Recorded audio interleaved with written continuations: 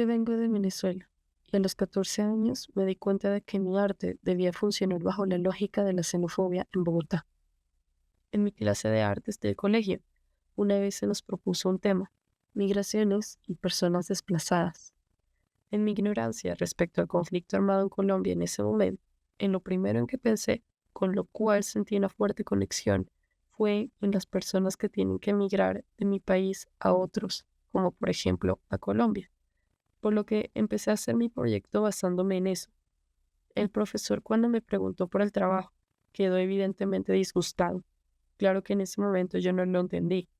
Para mí era imposible que una persona que yo admiraba tanto fuese xenofóbica, por lo que cuando me dijo que hablara mejor de los desplazados de La Guajira, pensé que simplemente se trataba de un malentendido, que tal vez yo no había entendido el ejercicio, y decidí cambiar mi proyecto a algo completamente diferente. Aquel día no entendí el verdadero problema de mi profesor, así que tiempo más tarde volvió a surgir una oportunidad para que yo realizara otro proyecto relacionado a esto. Debíamos hacer una crítica, y en esta ocasión me encontraba especialmente enojada, pues había sido testigo de un ataque de xenofobia frente a mi casa. Esta vez el trabajo era una crítica directa a la xenofobia en Colombia. El profesor, por primera vez en todos los años de clase que tuve con él, me puso una baja nota y en la entrega virtual escribió un comentario que decía algo similar a: la técnica está bien, creo que no entiendes bien la problemática, deberías replantearlo. Entendí que para él replantear no era una especie de retroalimentación hacia una búsqueda de un tema superior, sino tal vez una especie de microcensura en la que él no quería forzarse a revisar y analizar una obra que le causaba displacer. Actualmente tengo 19 años, soy una persona trans no binaria y aparte de mis padres no tengo ningún vínculo con otro miembro de mi familia.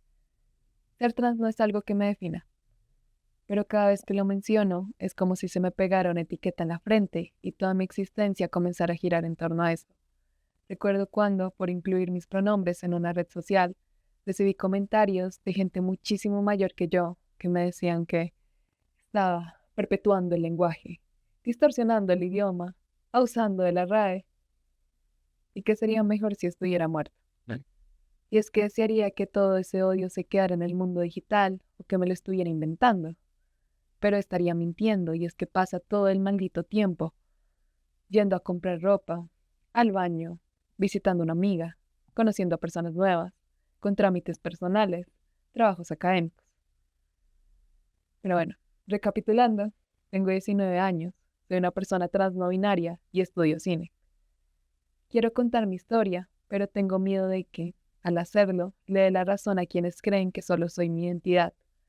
Me aterra que se me cierran puertas que quizás nunca estuvieron abiertas desde un inicio, y temo que mi trabajo se vea reducido a mi género. He aprendido que al expresarme con el cine, con el arte, como en mi vida diaria, es más fácil dar lo que los demás esperan de mí. Mi papá vivió el golpe de Estado en Chile por el general Pinochet. En este caso, toda la violencia y diferenciación social que hubo por parte de los perpetradores generaron una marca en este país. Muchos de ellos actuaban con diferentes características raciales hacia las víctimas. La mayor parte de esa violencia la afrontaron las personas que eran morenas o indias, según estos soldados. Los comentarios ofensivos y las muertes injustas eran el pan de cada día en esta época. Esta misma posición de segregación generó un impacto en todos los sobrevivientes a las torturas a las que fueron sometidos. La violencia, xenofobia y racismo generaron en mi papá la oportunidad de hablar por medio de la música sobre lo que vivió y pasaba en su país. Prácticamente por eso llegó a Colombia, en pro de darle voz a todas las víctimas de esa segregación que se llevó la vida de muchas personas que fueron asesinadas por el simple hecho de ser diferentes. Mi nombre es Manuela Cornejo Cruz. Mi nombre es Ian Betancourt Piñeros. Mi nombre es María Paula Peñaranda Bernal.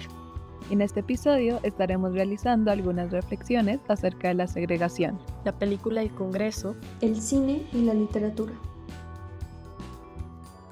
Estás escuchando Entre el yo y el otro. El cine como refugio, resistencia y riesgo. Episodio Arte y Censura, La Jaula Dorada.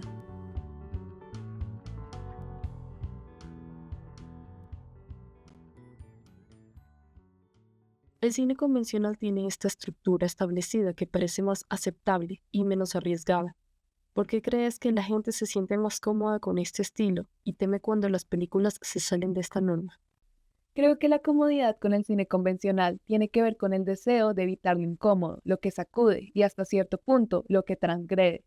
Las personas buscan una zona de confort que la industria crea y refuerza en ellos mismos, ofreciéndoles una ilusión de control, tal como ocurre en el Congreso. Vemos cómo la industria se apodera de su audiencia, prometiéndoles que pueden ser ellos mismos, una libertad total al sujeto, pero solo dentro de un sistema preestablecido que ella misma ofrece y en cierto modo considero que impone. Así, el cine convencional opera como una estructura que tranquiliza al público, estructura aristotélica, viaje del héroe, manteniendo el contenido dentro de límites familiares. Esto me hace pensar en, ¿tú crees que nos enfrentamos al mismo riesgo al hacer cine, de perder lo que queremos a decirlo en favor de lo que la industria pide? Sí, y creo que lo que asusta del Congreso es cómo se muestra la comercialización extrema de la identidad, hasta el punto de que la protagonista ya no tiene control sobre sí misma. Sin caer en eso de forma tan extrema, me preocupa que también estaremos adoptando algo similar, limitando la autenticidad por miedo a incomodar y perder oportunidades que de por sí ya son limitadas. La crítica a la falta de autenticidad que se genera en la película es prácticamente como verse en un espejo y no reconocerse, ya que se trata de vivir en una sociedad en pro de complacer a los demás y no complacerse a sí mismo, que literalmente es por ese miedo constante al rechazo o al que dirán. Es una actitud que desde muy pequeños estamos acostumbrados, temer cómo nos ven los demás. Por eso, la película El Congreso convierte esta sensación en algo material al punto de estar comercializado. Esto también puede ser comparado o visto en distintos textos de literatura colombiana. Por ejemplo, el libro El olvido que seremos de Héctor Abad Faciolense, donde su padre, Héctor Abad Gómez, fue asesinado por el hecho de pensar diferente en la época de violencia en Medellín de los años 80. Él nunca se sintió identificado con la política del momento, reconociéndose a no pensar igual que los demás ciudadanos. El haber intentado luchar por los derechos humanos e intentar que mucha más gente dejara de identificarse con ese modelo le costó la vida. Así, tanto en la pantalla como en la realidad nos enfrentamos al dilema de elegir entre autenticidad y aceptación, entre la verdad que nos define y el modo que nos impone la industria, porque la industria alaba su modelo, premia la repetición.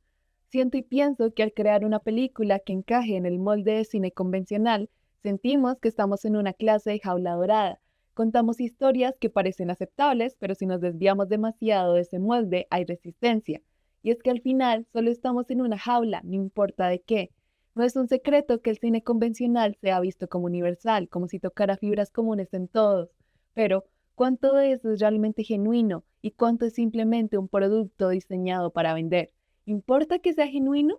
Y si estamos atrapados en un mercado que solo valora aquello que encaje en su lógica de producción, ¿tiene sentido crear algo que represente quiénes somos? Abro y cierro comillas. Si sabemos que nuestro mensaje va a perderse o distorsionarse para ser solo otro producto más en un catálogo de ciento y pico de películas comerciales. Estamos hablando de hacer cine que signifique algo profundo y personal, pero la presión de encajar en lo que es aceptable según la industria puede limitarnos. Es como en el Congreso. Ves a la protagonista perder su libertad cuando entra en el mundo animado, ya que allí todo se convierte en un producto, incluso sus emociones y recuerdos. Ella deja de ser un sujeto y se convierte en una imagen que se puede moldear, se puede consumir.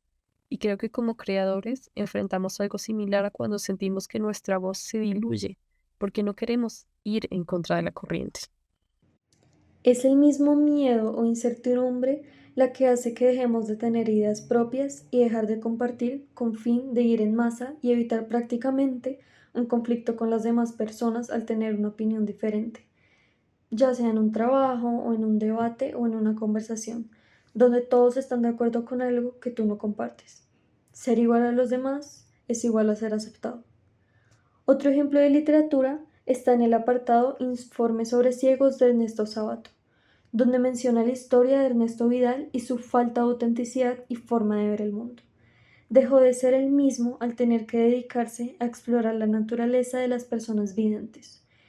Entra en un estado de paranoia e incertidumbre constante, ya que su vida ahora dependía de la investigación sobre todos los pertenecientes a la comunidad.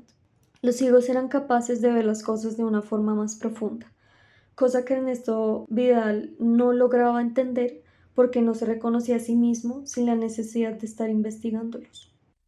De este modo, la autenticidad se convierte en un riesgo, en un terreno frágil, donde el deseo de ser aceptados termina aplastando cualquier intento de pensamiento propio, ya sea en la literatura o en nuestra propia identidad. Nos enfrentamos al dilema de conformarnos o desafiar lo impuesto, sabiendo que ser fiel a nosotros mismos conlleva consecuencias en un sistema que solo acepta lo que encaje en su lógica. Porque, ¿qué tanto es nuestro arte y qué tanto es una respuesta al sistema? Es como el tema de la xenofobia o de ser trans en un contexto que te cuestiona y juzga constantemente. Vivimos en un sistema utilitario. Vives para quedarte en un rol específico y no vayas a saltar de ahí, porque Dios y la vida te perdone si incomodas a otros siendo tú, porque la sociedad no lo va a hacer. Incluso nuestra identidad, algo tan complejo y con tanta historia, se puede ver reducida a solo una etiqueta. Esto hace que cada proyecto que quiero hacer, cada historia que quiero contar, parezca un desafío de ser auténtico o estar en conflicto con lo que se espera de mí. Pero te digo lo peor, o sea, seamos honestos, la lógica no da para establecernos en un ir dentro o fuera de la corriente, porque de por sí absolutamente nadie se encuentra en el sistema. El sistema es un constructo social para mantenernos en un mismo ritmo capital, y si el parámetro, la norma, el sistema es lo único que hay, yo ni nadie existe. Y eso es lo que pasa tanto en la industria como en la sociedad. Todo lo que Robin experimenta en el relato está mediado por este sistema que busca darle una mirada falsa de lo que ella es. Y lo que antes era real, ahora solo es una sombra, una ilusión, el recuerdo de algo que de ninguna manera puede volver a suceder. ¿Qué pasa si eso es lo mismo que ocurre en el cine? Si al final lo que hacemos no es más que una versión distorsionada de lo que realmente queríamos decir. ¿Qué valor tiene? ¿Nos convertimos en personajes animados, forzados a actuar en un guión que no escribimos? ¿Preguntas qué valor tiene? Comercial. Es justo eso lo que da miedo. Lo que antes era nuestra historia se vuelve parte de una narrativa mayor, y no porque estamos buscando la idea de colectividad, sino porque el sistema nos necesita en un mismo engranaje, uno que no controlemos. En el Congreso, la protagonista ante la ausencia del otro, de esa otra parte de ella misma, toma la apariencia de su hijo, terminando por diluirse en un personaje ficticio. En nuestro caso, nuestra voz se convierte en una pieza del sistema, algo que puede ser consumido y que por lo tanto desechado. La industria no quiere que existamos como colectivo, sino solo como personajes moldeados a su conveniencia. Es chistoso. Incluso para esta tarea, algo que se mantendrá oculto en el ámbito académico.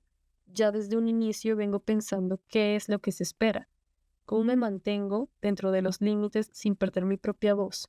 Incluso ahora, mientras intento hablar de algo tan personal y auténtico, me pregunto si estoy siendo demasiado honesta, demasiado directa, o si debería suavizar mis palabras para no incomodar a nadie.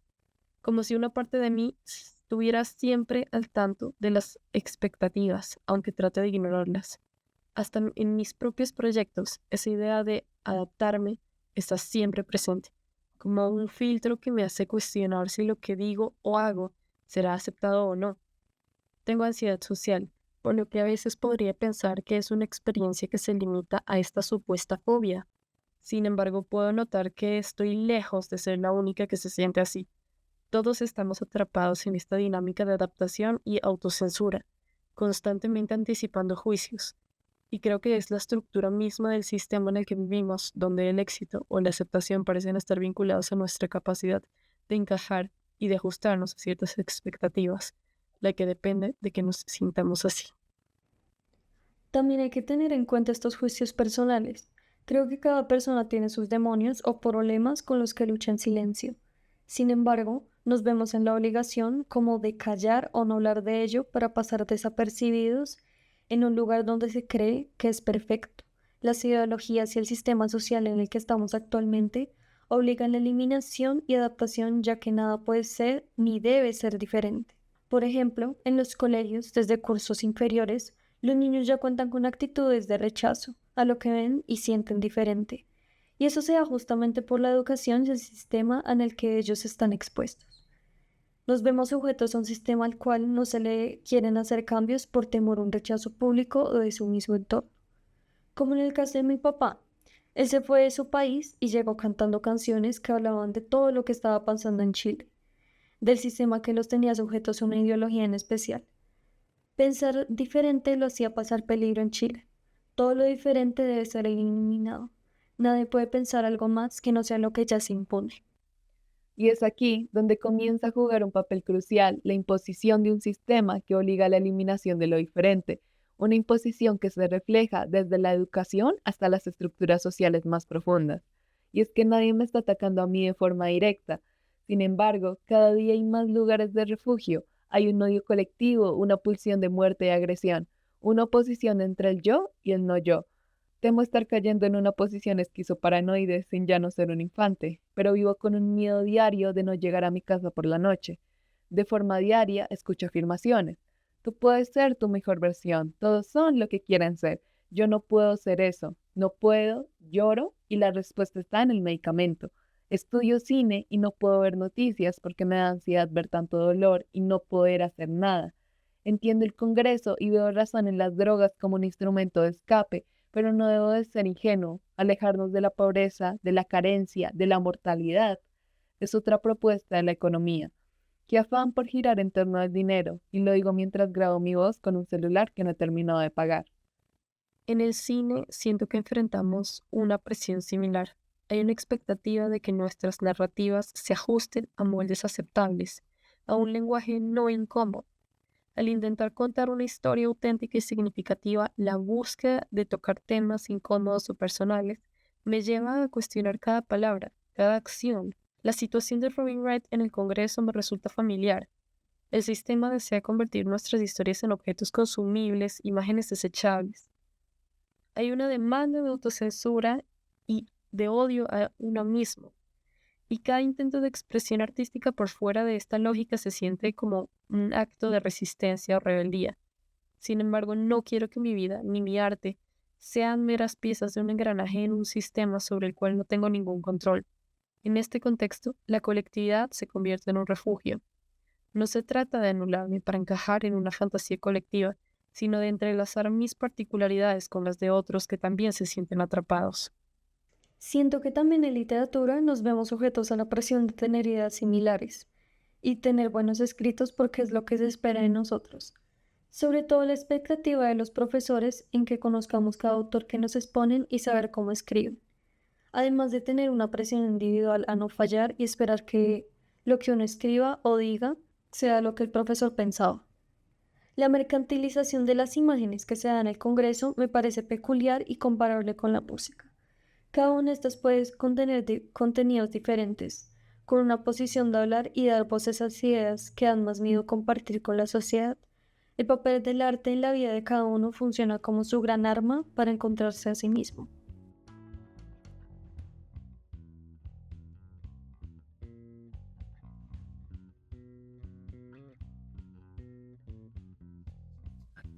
Para cerrar este episodio, queremos dejarlos con las siguientes incógnitas para que puedan reflexionar por ustedes mismos. ¿Cuál es el rol de la segregación en sus propias vidas y cómo influye en su sentido de identidad? ¿De qué manera los medios de entretenimiento e información afectan su autoidentificación y sus percepciones del otro? Y cómo pueden temas como los del Congreso ayudarnos a reflexionar sobre los límites entre realidad y ficción en un mundo cada vez más mediado por la tecnología.